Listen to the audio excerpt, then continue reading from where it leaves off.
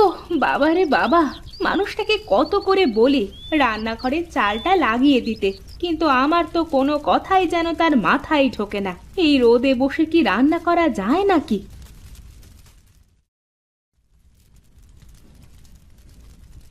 মা, তুমি যাও, ঘরে গিয়ে একটু বিশ্রাম করো, আমি রান্না করে নিয়ে আসছি। না মা, তোমার রান্না করা লাগবে না, আমি রান্না করছি, তুমি গিয়ে পড়তে বসো। মা, তুমি আমার কোনো কথাই তো শোনো না।